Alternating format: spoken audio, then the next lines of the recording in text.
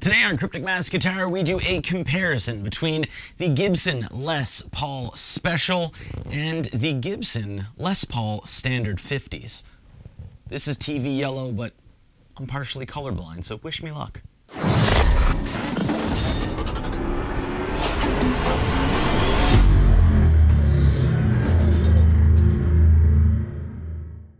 Now, I say this in every single one of my comparison videos, but YouTube videos are fantastic. You can watch someone play the guitar and listen to the guitar that you might be looking to buy, but it's in someone else's hands and someone else's choices on what amps to use, what settings to use, and what they're playing. So please don't use these videos as the sole reason as to why you're buying a guitar. Make sure you try it out for yourself. That way you can see if it works for you.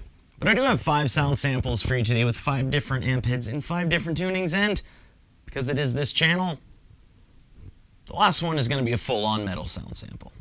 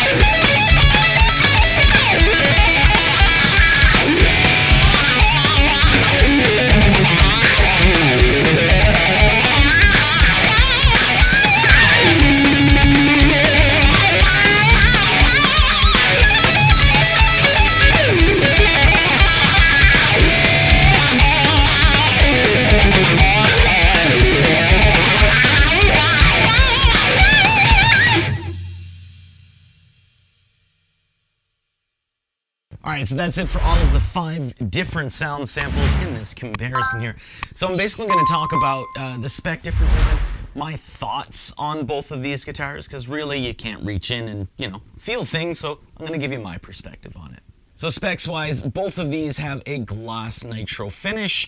The Les Paul Special is a slab mahogany body, whereas the Les Paul Standard is a slab mahogany body with a carved maple top on top of it. So the way of looking at this is the Les Paul Special is basically like a Les Paul Standard without the carved maple top on top. Both have the 50s Chunky C neck profiles, both are mahogany necks.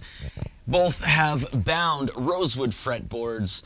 However, the Special has dot inlays, as it should, whereas the Standard has the trapezoid inlays.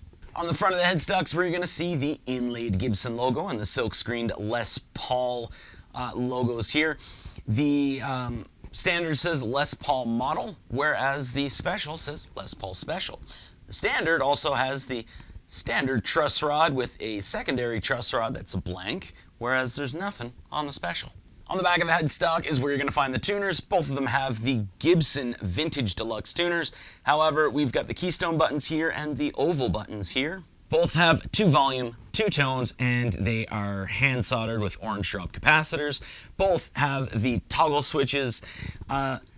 The pickups, though, are very different. We've got P90 pickups here, so they've got a little bit more thump and punch to them, whereas the Standard has the Burstbucker 2 and the Burstbucker 1 pickups, which are obviously humbuckers. And finally, onto the bridges, we have the non-compensated wraparound tailpiece, so not the lightning bar like would be on the SG Special, and the Les Paul Standard here has the ABR1 tune-o-matic and stop bar.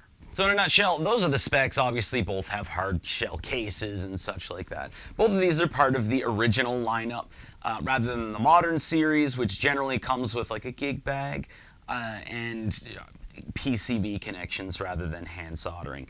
Whether that matters to you or not, that's really up to you. Now, as far as my thoughts on both of these guitars, both of these are fantastic.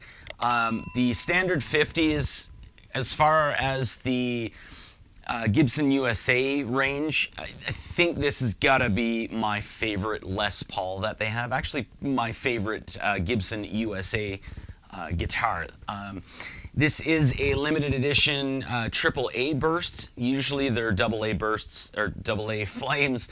However, they've been kind of upgrading their amount of flames over the years, where they're not like AAA, but they're extremely, extremely eye-catching. The Les Paul Special with the TV yellow, it's funny when they brought these back with the TV yellow and everything, all of the different videos said, the color is accurate. Perfect, as it should. Me, I can't see. It looks a little green to me. I'm using the AI color correction here. I'm partially colorblind, so a lot of my colors are just really messed up anyway, so if this looks green, I'm sorry, but like they all look a little yellow greenish to me. My eyes are messed up. With the Les Paul Special here, the whole point is to have the half a Les Paul body kind of stripped down with those beautiful P90s in it. The bridge pickup is going to give you that really good thump and punch, whereas the neck pickup is still retaining a little bit of that punch, but it's really got that deep low end to it. A lot of people do discount P90s because they're not humbuckers and they can, you know, incur some hum. But they're extremely versatile pickups, and once you get to know them, a lot of times they can be treated as a lot more versatile than humbuckers. And as far as weight, obviously we've got more Les Paul here on the Les Paul Standard 50s than on the Special, so it's definitely heavier.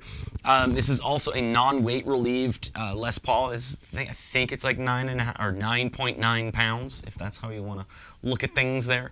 So just shy of 10 pounds. I don't know the weight on this, probably about 7. The big thing here is if you're used to Les Pauls and SGs, the Les Paul Special, it's nice because there's definitely a different feel to it. I mean, your arm, when it goes around it, there's less body coming out, protruding out, I guess you would say.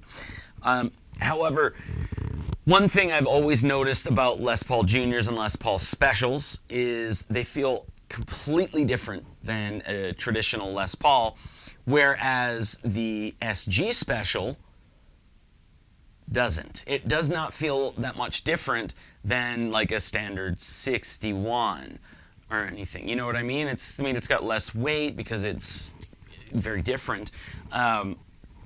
But it's a little more familiar when I'm playing it, which is probably why I'm not going to be upgrading this guitar to a custom shop, whereas I've already ordered the 1963 VOS SG Special. For me, just because of my familiarity and my preference to having a little bit more weight with Les Pauls, I'll probably go with the 1954 VOS when it comes time to upgrading this guitar. So both of these guitars do still retain the same reachability. It sits on your lap the same way and everything like that. It is noticeable. It's a noticeable difference when you go from this to this. The bridge as well. I do prefer the non-compensated wraparound over the lightning bar that is on the SG Special, both traditional and the the original series and the VOS. I just find with the non-compensated wraparound, when you're doing bending, especially at like lower tunings, because I'm someone who throws my tuning all over the map, I'll constantly go from like C standard or DADGAD in C to like E standard or what have you. So my tuning can go all over the map. But when you're bending at various tunings, it seems to slide on the tailpiece here, rather than with the lightning bar. When that happens, you sort of feel a little bit of a plink. That doesn't really happen on the non-compensated. Also, when I say it slides, it's not like it slides and then it goes out of tune. It's just something like just the string will glide a little bit because there's a little bit of give, rather than with a Tune-o-matic, the stop bar, you actually have the string held right into place, so that sliding doesn't happen. But if you are concerned over the non-compensated wraparound here, you do have other options like the Tone Pros, which does, it is adjustable for intonation. It, does have individual saddles and such, rather than just, 2 screws to adjust it going back and forth, and then you can adjust it up and down. That has a little more. The only thing with the Tone Pros, I find it's a little on the bulky side. I had it with DC Special, and I just absolutely hated it. It was just really bulky, and it felt like it got in the way at all times. What I ended up doing was getting the Music City bridge. I think it's the Savvy, which would be for this model rather than some of the ones that are like more angled. That seems to be the bridge that most people go with because it is compensated, it's not a lightning bar, and it's just really well made, and really does just help that little bit more with intonation. Whereas with these, a lot of people say intonation doesn't matter because it's a rocker. Either way, both guitars here are great choices. You may want to go with this as a primary choice for high gain. However, having this as a secondary guitar, a backup guitar, or just a guitar to sit around in the studio is just going to be all that much more beneficial. Thanks for watching.